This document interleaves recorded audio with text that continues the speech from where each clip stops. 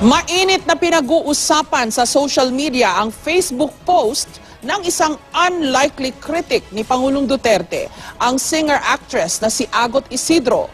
Sa gitna naman ng kontrobersyal na kampanya kontra droga ng administrasyon, tinawag na serial killer sa headline ng isang French newspaper si Pangulong Duterte. May report si Joseph Moro. Ito ang banner headline ng French newspaper na Liberation. Ang apat na pahinang artikulo, sumentro sa madugong kampanya kontra droga ng Administrasyong Duterte. Binanggit din ng Davao Death Squad ang umano'y vigilante group na iniuugnay kay Pangulong Duterte. Ang pagbansag na serial killer ng French newspaper sa Pangulo ay responsable ayon sa Malacanang at kawalan daw ng pag-unawa sa mga nangyayari sa bansa. Really unfounded, considering the fact that again and again, we have emphasized the fact that police actions in the campaign against illegal drugs, it really assumes a certain amount of regularity. Now, we stay within bounds. Trending naman sa Twitter kahapon ang screen grab ng Facebook post ng singer-actress na si Agot Isidro. Hindi man pinangalan ng halatang si Pangulong Duterte ang kanyang pinatutungkulan dahil sa binanggit ng aktres ang pagluklok dito ng 16 na milyong tao. Ayon sa aktres, kung makapagsalita raw ito ay parang superpower ang Pilipinas. Kung gusto raw nito, ay siya na lamang ang magutom at wag nang mandamay ng iba. Nagpost ang aktres matapos ang maanghang na pahayag ni Pangulong Duterte laban sa America at European Union na hinamon pa ng Pangulo na bawiin ang kanilang pinansyal na ayuda sa Pilipinas. Sinabihan din ni Isidro ang Pangulo na magpatingin sa psychiatrist. Hindi raw bipolar ang Pangulo kundi isang psychopath. Bagamat kahapon, sinabi ng Malacanang na may karapatan si Isidro sa kanyang opinyon, buwelta nito ngayon. It's really going to the edge. But more than that, I think the President has a higher perspective and sees that this is, while it can be irritating, it's something that just demonstrates where she is in terms of being a patriot. Inula naman ng batiko sa social media si Isidro. Ang ilan sa mga ito, personalan na. Ang aktres si Elizabeth Oropesa na kilalang Duterte supporter nagpost sa Facebook na litrato niya naka-t-shirt na ang nakalagay, "It's a Duterte plane, you wouldn't understand." Isa raw siya sa 16 million psychopaths.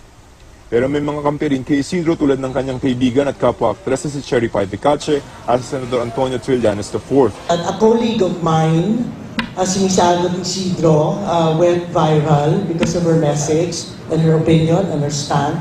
Gusto ko rin po sabihin na nakikisa ako. Artista po kami, nasa arts and culture kami, pero may utak po kami panindigan ng prinsipyo. Pinupuri ko siya, at nagkaroon siya ng tapang na sabihin yung kanyang saloobin. Sinagot naman ni Isidro sa isa pang Facebook post ng mga tumutiligsa sa kanya sa pamamagitan ng isang link sa article tungkol sa mga psychopath.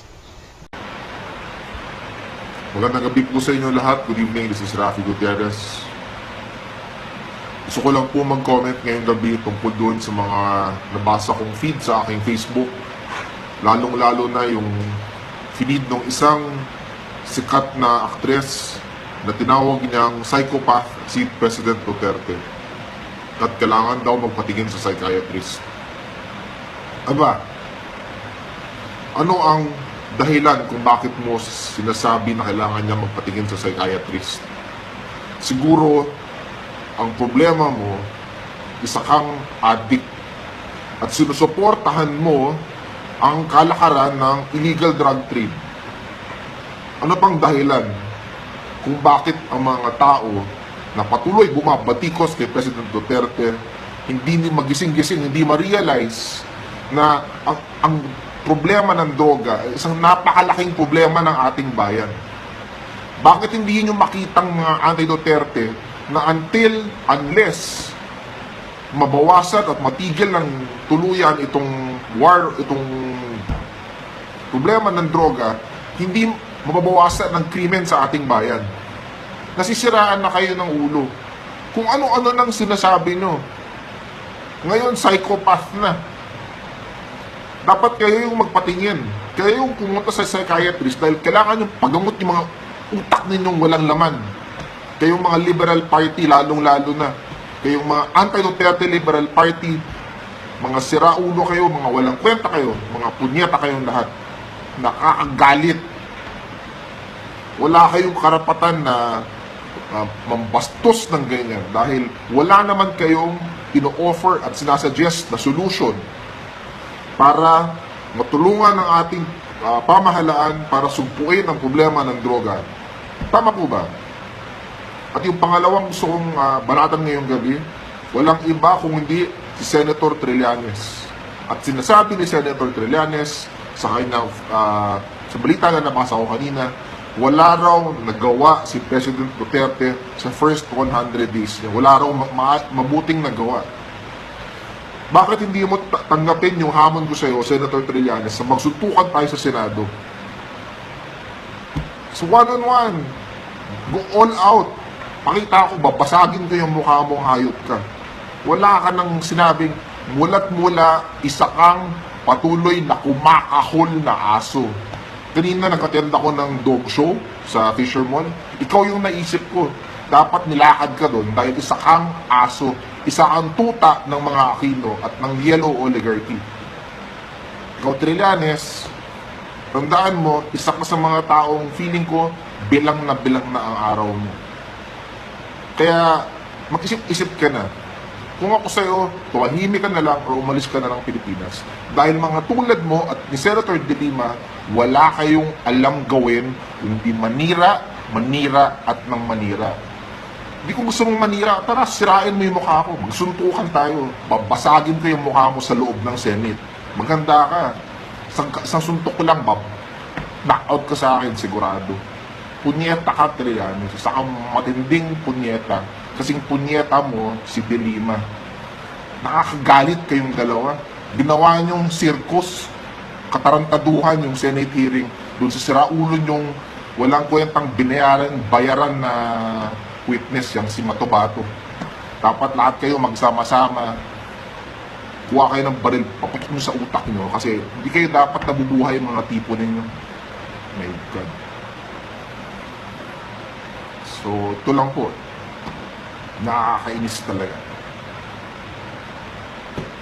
Sorry, hindi ko ma-live kasi ang bagal ng internet ngayon, kanina papaputol-putol. Magandang gabi po.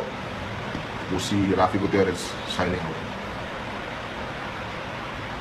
Usap-usapan ngayon sa internet yung sinabi ni Agot Isidro, yung artista. Sinabi niya na psychopath si Pangulong Duterte. Anong masasabi mo? Reaction mo? Mukhang hindi maganda. Kasi taga-Pilipinas siya, alam naman niya kung sino yung pinagsasabihan niya ng ganyan. Presidente ng Pilipinas, nagre-representa ng mga tao sa Pilipinas. O sino ba siya? Taga saan ba siya? Kung sana hindi niya gusto yung patakaran at ni Presidente Duterte, manap-hanap na siya ng lugar na gustong-gusto niya yung pamamalakad. Nasaktan ka ba, Adel? Ay, syempre naman. Bakit? Presidente natin yun eh. Yun ang nagre-representa ng buong Pilipinas. Ano mang kasiraan niya, kasiraan natin mga Pilipino yun. O, hindi ba Pilipino si Miss Agot Isidro? O, para magsalita siya ng hindi maganda sa presidente natin. Nasaktan ko. Syempre naman. Ama ng bansa natin yun eh. Diba? So, ayun po. Sana po, Pinapakiusap ko lang po, ako po bilang isa sa mga mamamayan ng Pilipinas, talaga namang nararamdaman namin yung pagbabago na pinangako ng ating presidente. Siguro po sila, dahil sila ay mayayaman, hindi nila naramdaman yung nararamdaman namin kasiyahang mahihirap dahil ngayon lang namin naranasan niya sa presidenteng naupo ulit. salamat, Adel. Tuloy-tuloy tayo. Pagtanggol natin si Pangulong Duterte. Oo naman. Bili po kayo ng prutas dito ha, sa may Malate, Mercy Fruit! Thank you, Ate. Love you rin. Hello, actress, you bitch. You fucking bitch. You bitch. How dare you call President Duterte a psychopath? You bitch. You yellow-tard, goddamn oligarch bitch. Do we not know that public figures, people with money, are going to be sucking the dicks, the little bitty dicks, and licking the assholes of the oligarchs? They love each other. People in high places always look down on the victims and blame us for the shit they do. That is what evil does. That's why the church has so much goddamn money and doesn't spend it on children. That's why there's hypocrisy in the fucking church. Filipina put on one of my posts a Wikipedia definition that the church is the biggest provider of public health services in the world. It's Wikipedia. Who gives a shit about actresses and actors, movie stars, musicians, if they are standing for oligarchy? They are your enemy. God damn it.